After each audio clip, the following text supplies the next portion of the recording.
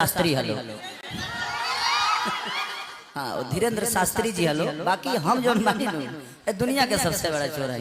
ये बताइए, हम चुरा के ही क्या कर और आपसे बेहतर कर देते हैं। चुरा के गा ले और हम तरह से बेहतर कर दिले, तरह से ज्यादा बीबर जाला हमारे गाना ट्रेंडिंग में चल गई। तो चोर के हा जे जल्दीबाजी में गावेला चोर ऊ हा।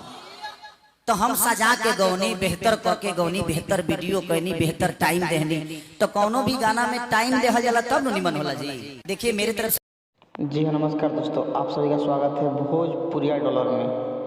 अभी जो वीडियो आप स्क्रीन पर देखे होंगे, ये वीडियो के माध्यम से उन लोगों को जवाब दिया गया है जो हमेशा खेसारी लाल यादव को चोर बोलते हैं कि फलाना स्टार का गाना चुरा लिए हैं। गाना कोई किसी का नहीं चुराता। गाना तो खेसारी यादव का भी बहुत सारे गाने चोरी हुए हैं, बहुत सारे कॉपी ट्यून किए गए हैं। तो क्या इन्होंने कभी किसी के ऊपर चोर का इल्ज़ाम लगाया है? नहीं।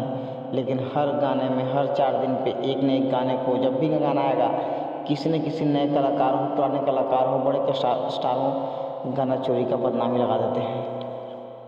लेकिन ये बिल्कुल गलत है। ये वीडियो के माध्यम से इन्होंने बहुत सही जवाब दिया है आप सबको।